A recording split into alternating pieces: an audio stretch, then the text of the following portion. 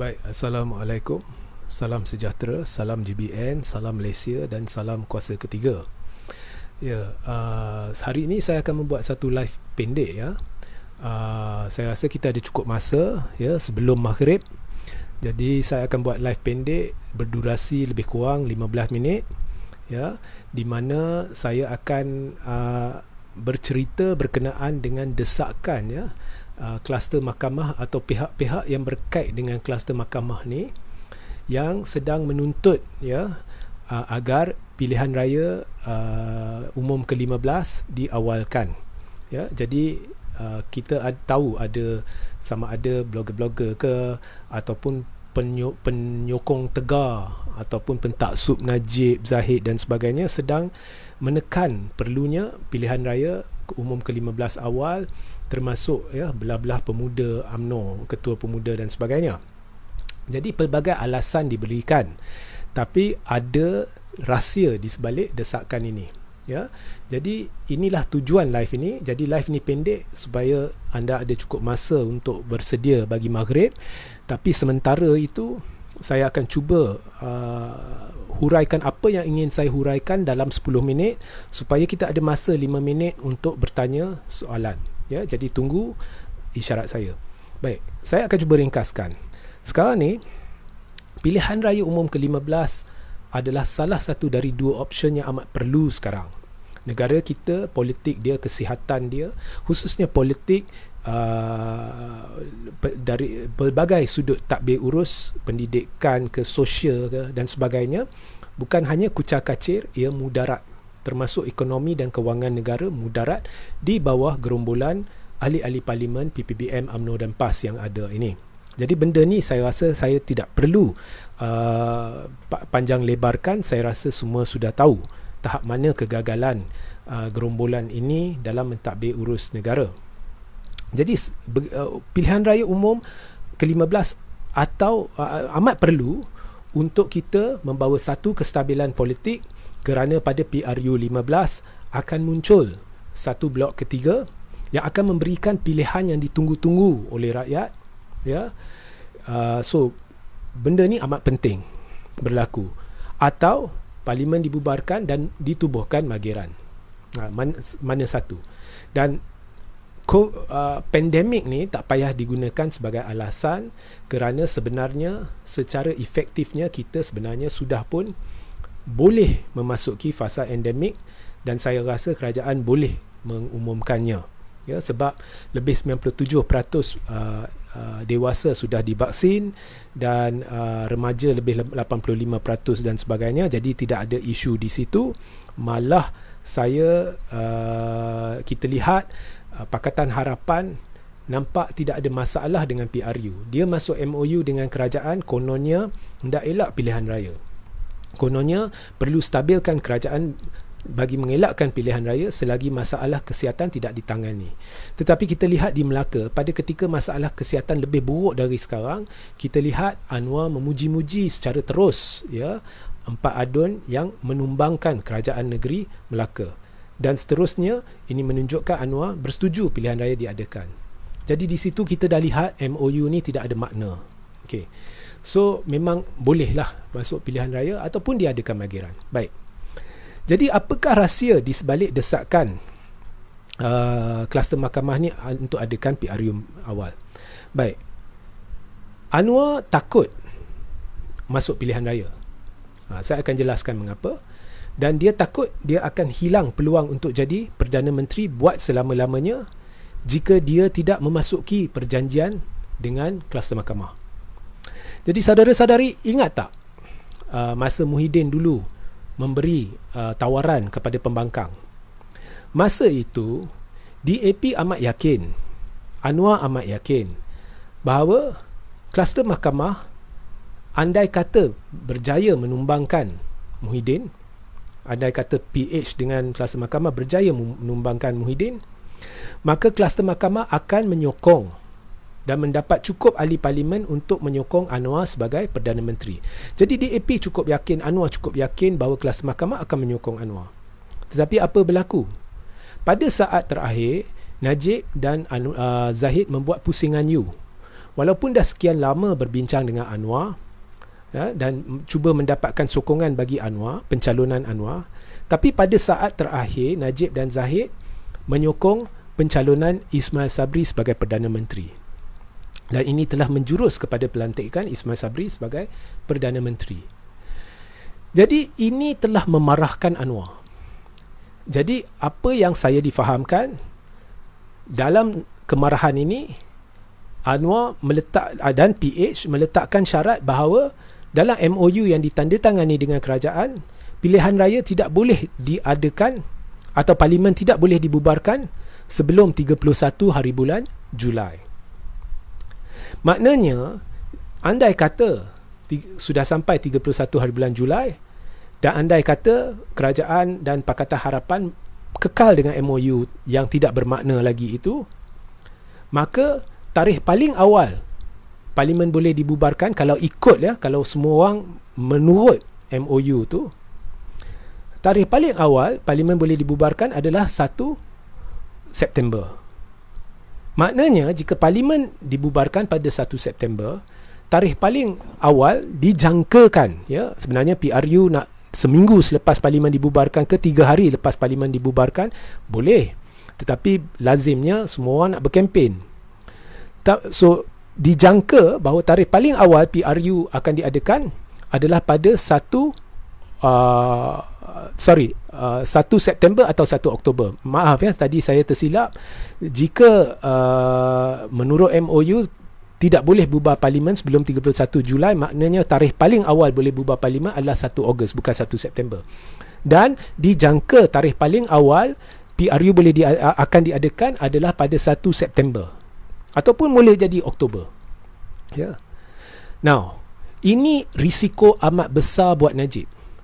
Sebab tidak mustahil Mahkamah Persekutuan akan memuktamadkan keputusan terakhir kes SRC sebelum itu. Jadi, logiknya Najib dan Zahid perlu memastikan bahawa parlimen dibubarkan beberapa bulan lebih awal daripada bulan September atau Ogos. Jadi itulah saya difahamkan, dari situlah wujud desas-desus kluster mahkamah ingin parlimen dibubarkan selewat-lewatnya awal bulan April, atau kalau boleh penghujung bulan Mac, atau selepas tahun baru Cina pun boleh. Okey. Jadi dari situ Anwar sebenarnya dia tidak berani masuk pilihan raya dengan sendiri, sebab dia tahu Pakatan Harapan akan kena belasah teruk. Jadi kita lihat di Melaka, kita lihat di Sarawak, penolakan besar-besaran terhadap PKR, dan sudah bermula sedikit sebanyak penolakan terhadap DAP. Tetapi jika Anwar dan PH memasuki perjanjian dengan Anwar dan Zahid, dan jika perjanjian ini dimuktamadkan, maka apabila memasuki pilihan raya, Anwar lebih yakin dengan syarat Barisan Nasional bersetuju bahawa selepas pilihan raya mereka akan bertemu dan cuba bentuk kerajaan dengan mempelawa GPS dan sebagainya untuk menyertai kerajaan. Jadi jika Anwar dapat komitmen tu, baru dia berani masuk pilihan raya. Okey.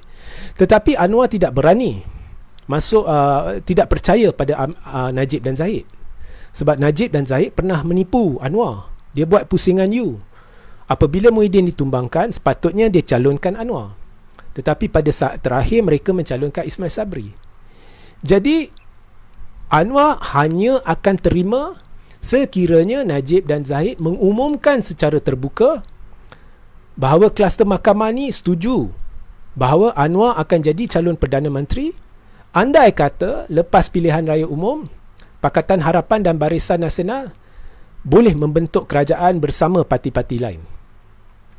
Hanya bila dilafazkan benda ni, Anwar yakin mungkin ada komitmen secara bertulis ke apa, maka Pakatan Harapan akan setuju untuk tarik sokongan daripada Ismail Sabri, ataupun Anwar akan meyakinkan Pakatan Harapan untuk tarik sokongan daripada Ismail Sabri. Dan jika perkara itu berlaku, dan jika kluster mahkamah turut menarik sokongan terhadap Ismail Sabri, maka kerajaan pimpinan Ismail Sabri akan secara automatik tumbang.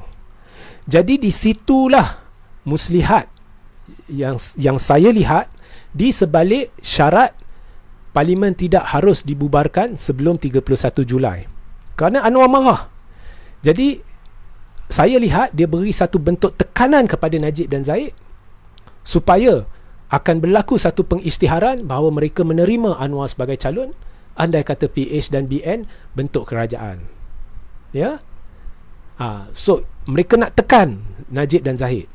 Saya difahamkan Najib dan Zahid sedang cuba berunding dengan Ismail Sabri. Tetapi setakat ini tidak berjaya, tidak membuahkan hasil. Dan memang impossible untuk buahkan hasil. Kerana tak akan Najib dan Zahid akan bersetuju agar Ismail Sabri kekal sebagai calon Barisan Nasional bagi PRU 15. Ismail Sabri dia tidak ingin pilihan raya awal. Dia kalau boleh dia nak pilihan raya 2023. Dan dia nak pemilihan UMNO dilakukan lebih awal daripada pilihan raya umum, supaya dia boleh mencuba nasib untuk menjadi Presiden UMNO walaupun dia tidak ada sokongan akar umbi dan sebagainya. Sebab dia tahu kalau PRU dilakukan, ya, kalau Parlimen dibubarkan, UMNO tidak akan calonkan dia sebagai calon Perdana Menteri. So rundingan ini tidak mungkin akan berjaya. Jadi memandangkan perbincangan yang sedang diusahakan, yang saya difahamkan tidak berjaya, maka apabila dah terlalu terdesak, hanya satu jalan lagi bagi Anwar dan bagi Najib dan Zahid, iaitu mengisytiharkan sama ada secara bertulis, secara rahsia kepada Anwar ataupun di umum, bahawa mereka menerima pencalonan Anwar sebagai Perdana Menteri andai kata PH, BN dan parti-parti lain berjaya bentuk kerajaan. Jadi inilah yang tidak diberitahu kepada ramai. Nah, seperkara lagi, Anwar, Najib, Zahid sebenarnya tahu PH campur BN lepas PRU 15, dua-dua akan kena teruk. PH campur BN, dia tak boleh bentuk kerajaan, jumlah kerusi dia pun tak cukup. PKR akan kena teruk, ya. UMNO akan kena teruk kalau ada blok ketiga. Jadi jumlah kerusi PH dengan BN tak cukup untuk bentuk kerajaan. Jadi semestinya BN dan PH perlu GPS, parti-parti kecil yang lain untuk cuba bentuk kerajaan. Itu pun saya tak yakin boleh. Saya tak yakin boleh. Tapi itulah harapan Anwar, Najib dan Zahid. Kerana kalau mereka tidak menjurus ke arah pilihan raya, kebarangkalian teramat tinggi kes Najib akan diputuskan tak lama lagi dan Najib akan didapati bersalah dan masuk penjara. Jadi kat situ dah kantoi, lebih baik cuba walaupun peluang tipis di sini. Tetapi Anwar, Najib dan Zahid tahu memang PH campur BN sahaja tak boleh bentuk kerajaan. Memang perlu pertolongan parti-parti kecil lain. Jadi misi kluster mahkamah bukannya untuk menang pilihan raya. Kluster mahkamah sedang menipu akar umbi, menipu pentaksub mereka, kononnya mereka yakin akan menang.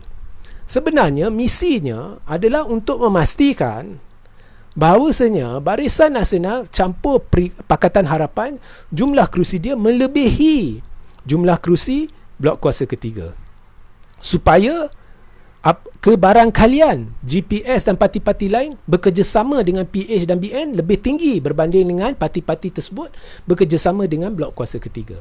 Itulah harapan terdesak kluster mahkamah. Inilah yang anda perlu tahu, bahawasanya kononnya kita nak masuk pilihan raya kerana kita yakin akan menang adalah satu pembohongan. Misinya, saya ulang, adalah untuk memastikan atau cuba memastikan, memang sukar, tapi cuba memastikan bahawa jumlah kerusi PH campur BN lebih daripada jumlah kerusi blok kuasa ketiga. Itulah misi sebenar kluster mahkamah. Baik, saya buka kepada soalan supaya kita boleh akhiri live ini lebih awal, sebab dah nak maghrib, ya. Jadi ada apa-apa soalannya? Kalau tak ada, kita akhiri live ni.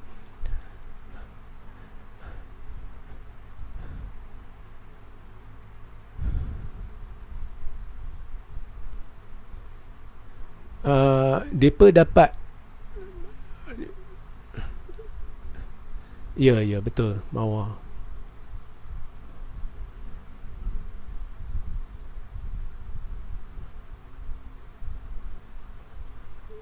Zaidin. Kalau tak ada pencabar, maka bagi je lah kat BN pegang kerajaan, habis tu semua tak layak. Okey, bagi BN pegang kerajaan, memang tak akan berlaku. Okey, kalau pentaksub dah dibohongi, mereka nak percaya ke tak percaya, itu terpulang. Kalau di PRU 15 tu, memang BN akan kena teruk bila ada alternatif baru. Okey, tapi retorika bagi BN pegang serupa dengan kita tak buat perubahan, teruskan politik carca merba, politik karut yang berlaku sekarang, yang hanya bertumpu kepada percaturan kluster mahkamah ni yang memporak-porandakan politik negara semata-mata untuk memenuhi matlamat peribadi mereka. Ya.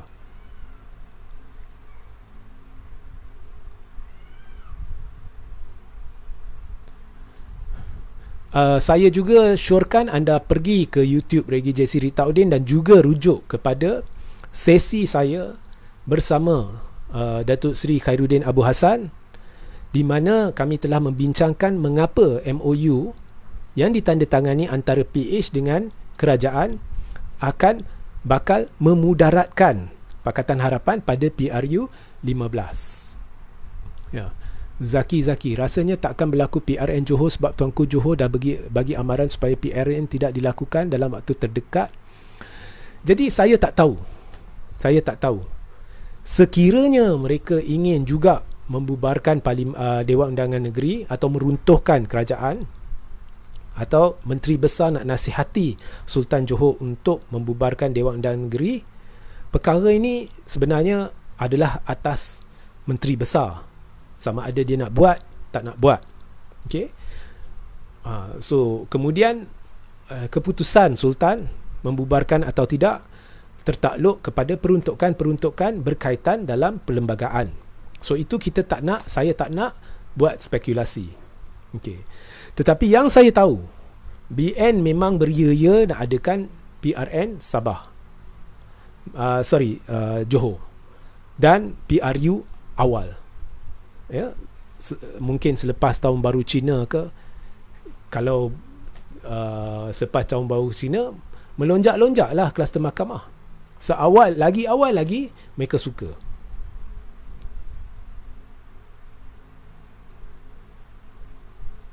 Okey. Jadi saya minta semua share ramai-ramai. Okey. Saya minta semua share ramai-ramai live ini. Dan selepas ini saya akan letak link yang berkaitan, artikel-artikel berkaitan di ruang tajuk. Jadi sebentar lagi jangan lupa rujuk ruang tajuk dalam 5 hingga 10 minit. Dan juga pastikan anda sertai saluran Telegram saya dan sentiasa layari thethirdforce.net bagi perkembangan politik terkini.